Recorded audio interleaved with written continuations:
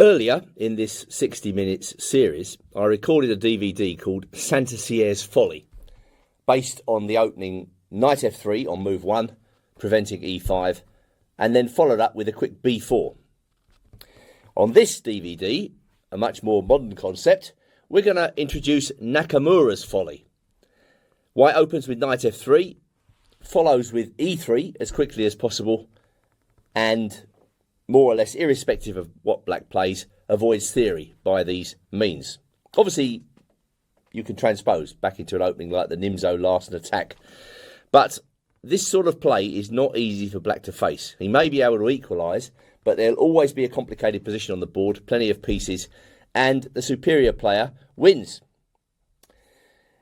It's interesting that in the World Championship match between Ding Liren and Gukesh, Ding adopted precisely this approach, this anti-theoretical approach, playing knight f3 and e3 himself. So if you want to take the opponent out of book and into new areas that don't rely on heavy theory, this may be the opening for you. And now it's time to see how it works. I've used Nakamura's games more or less exclusively here because he's been the one who's really populated this idea. But I think we should take a quick look at this game from the World Championship match between Ding and Gukesh, where Ding was white and he played the strict Nakamura Folly move order, knight f3 and e3. Now, if you were a top player of a previous generation, you'd probably be laughed off the park if you played an opening like this because, you know, no doubt black could equalise in many different ways. But that's not the point. In the modern era, certainly, because chess has changed so much that we need to avoid heavy theoretical preparation. And of course, that a move like knight f3 and e3, moves like that, you know, they do avoid preparation.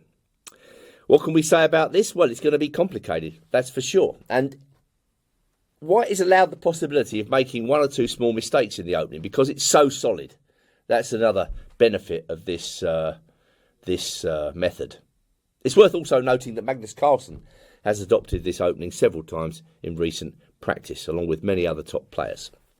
So coming back to the game Gukesh versus Ding, white's just playing the strict Folly, which takes us back into a Nimzo Larsen attack, knight f3, e3 and b3, and now black responds with the London system in reverse, or the New York system, or whatever you want to call it. Bishop to f5. So bishop e2, h6, and now another weird move by Ding, bishop to a3. Of course, there's nothing wrong with it. It just looks as though white is playing black, if you want to put it that way. The question is, can you put the opponent under any pressure with these moves? Clearly, we're stepping a long way away from computer preparation, and black's got to think for himself. The point of bishop a3 is to tie down this pawn. If black moves that pawn, white will snap off the bishop on f8 and deny black castling rights. Whether that actually means something or not is open to question. At any rate, black doesn't want to debate that point and plays knight bd7. Castles, and now e6. Allowing white to take on f8, black takes back with the knight.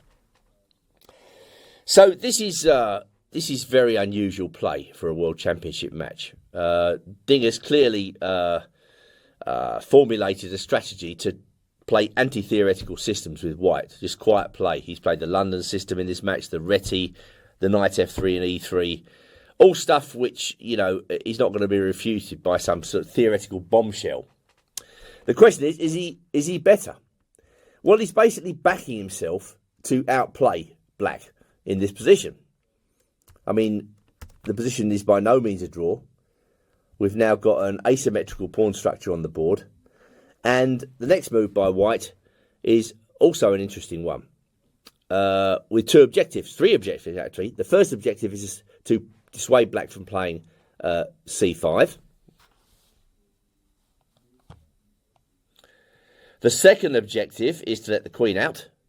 And the third objective is to prepare a move like knight to d4, which is a good square for the knight, and where the knight can't be dislodged easily by a black pawn. So black plays c6, white puts his knight on d4, and the bishop comes to h7. And it's almost as if we've got a colours reversed position here. You know, white looks as though he's playing black against the London system. But, as I say, Ding's not worried about big advantages out of the opening. He knows that, you know, with Gukesh's level of support and preparation, he's not going to get that. So he's just steering the game into a complex position. So white brought his queen out, black centralised the knight, and now white plays a4. So going for some sort of minority attack against the black queen side. And black played rook c8. a5, b6. Okay, so the first challenge to white's attempted plan of queenside domination. b6 is a useful move if white captures. Black recaptures with the pawn. He's getting ready for c5. So Ding dropped back to f3. Knight takes f3, check. Bishop takes f3, and now d4.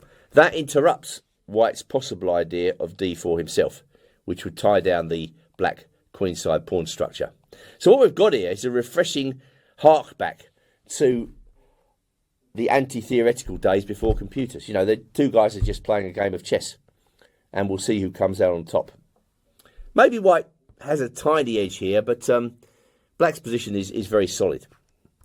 At any rate, d4 was answered by knight e2. Black captures, white recaptures, bishop e4, and white gets to use the open file first. Queen e7. Now, if you look at this game and you think, well, I can't see myself playing an opening like this with white because I'm not really playing for very much.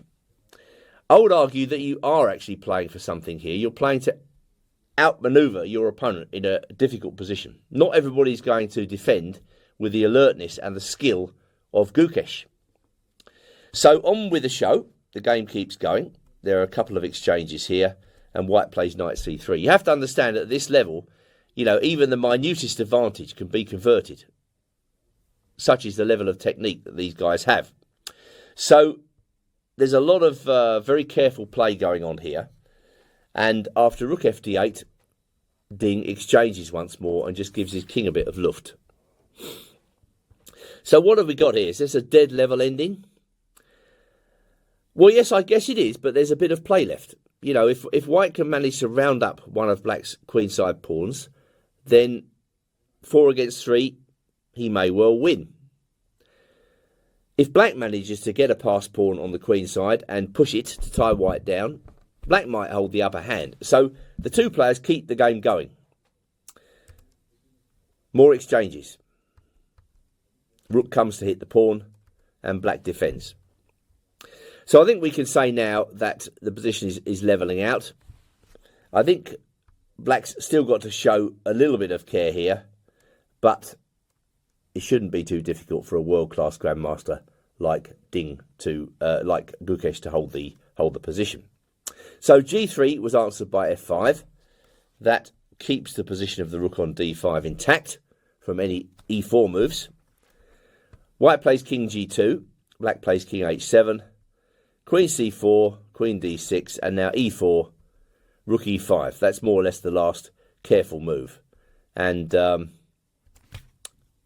well, black is not worried about the pin, because actually he can pin white himself by playing queen to d5.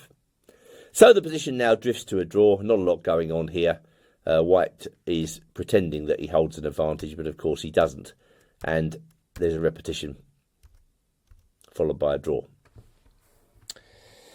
So if Ding Liren is willing to play this opening at World Championship level, there must be something to it.